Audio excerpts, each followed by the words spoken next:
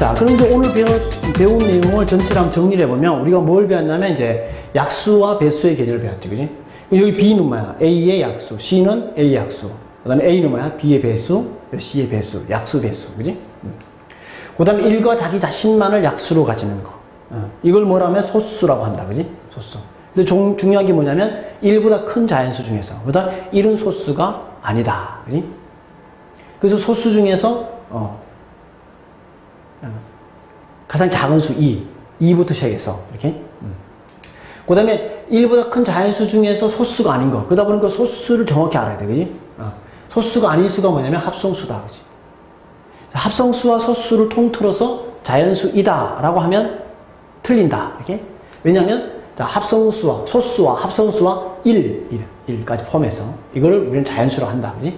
그러다 보니까 1이라는 것은 뭐냐면 소수도 아니고 합성수도 아니다. 그리고 소수에서 아주 자주 등장하는 성질 중에 하나가 소수 중 가장 작은 것은 2이다. 그지? 그리고 소수 중에서 짝수인 것은 2뿐이다. 이런 거. 그 다음에 이제 거듭제곱이라는 걸 배웠죠. 그지? 거듭제곱. 2의 제곱, 2의 세제곱, 2의 4제곱, 2의 n제곱을 통틀어서 2의 거듭제곱. 이렇게.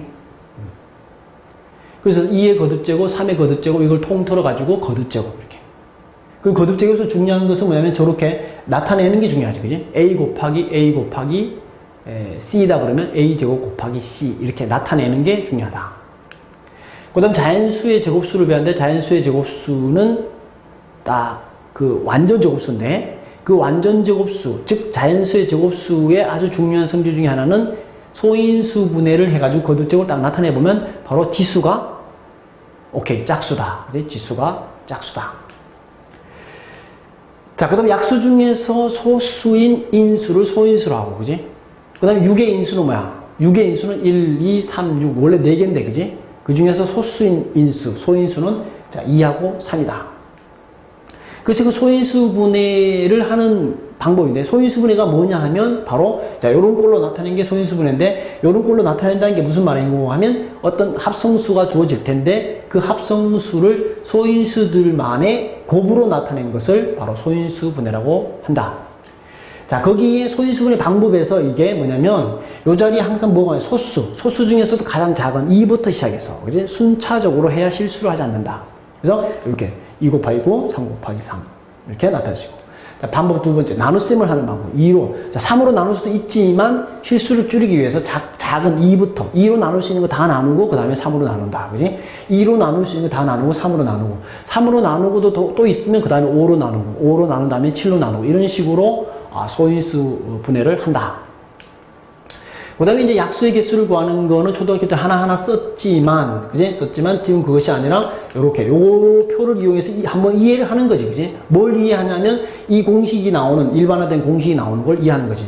자, 이 공식이 나온다는 것은 뭐야? 여기 1제곱, 2제곱인데, 1 플러스 1, 2 플러스 1 해서 곱해준 것이 바로 약수의 개수다. 그지? 그래서 소인수 분해를 이용해가지고 약수의 개수를 구할 때는 먼저 소인수 분해를 하고, 그 다음에 그 약수의 개수인데 A의 약수 개수와 B의 약수 개수 곱한 개념과 같고 이건 이해하는 거고, 실제로 학생들이 문제를 풀 때는 어떻게 이렇게 풀어야 된다는 거지. 뭐냐면 너의 지수 플러스 1, 너의 지수 플러스 1에서 곱해주면 이것이 약수의 개수다. 그리고 이것을 기계적으로 공식적으로 그냥 기억하는 건 중요한 게 아니라 그 나오는 과정도 충분히 정확하게 이해하고 나서 저 공식까지 암기해주면 좋겠다. 그래서 이제 여기까지 배웠는데 여기서 문제를 이제 풀러 가기 전에 뒤에 문제 풀으면 문제가 쉬울 겁니다. 문제 쉽고 다음에 2학년, 3학년이 되고 고등학교 되었을 때 꼭 보면 이제 중학교 개념에 그 어떤 공백이 생겨서 또 그 문제를 하나씩 틀려요. 자, 그렇지 않기 위해서는 뭐가 중요하냐면 이 개념 복습을 잘 해야 됩니다. 근데 개념 복습이 앞에 여기 한두 단어 할 때는 양이 많지 않으니까 잘 할 수가 있는데 양이 많아지면 복습이 힘들거든요. 자, 그럴 때 금방 제가 이렇게 마지막 정리하듯이 거기 있는 화살표로 만들어낸 이 그림이 있죠. 이 그림의 그 화살표를 따라가면서 본인들이 쭉 설명을 해야 돼요. 그 설명이 쭉 잘 되면 그 자리 개념은 본인이 알고 있으니까 패스. 그런데 화살표를 따라서 쭉 가다가 설명이 잘 안 돼. 그럼 어떻게 되나요? 동영상 다시 한번 봐주고, 요런 거. 오케이. 교재 개념서를 다시 한번 봐준다든지, 이렇게. 그래서 수시로 거기 있는 한 페이지로 이렇게 만들어 놓은 그 그림을 보면서 화살표를 따라가면서 자기 개념을 쭉 설명할 수 있어야 돼요. 그러니까 본인이 설명할 수 있을 정도가 되면 개념은 어느 정도가 되었고, 그 다음에 이제 문제 푸는 방법은 또 오답 노트 만들고 여러 가지 방법이 있겠죠. 그 본인, 그 방법대로 하셔야 되고. 그 다음에 여러분들은 저한테 배우고 있고, 저는 가르치고 있는 거죠.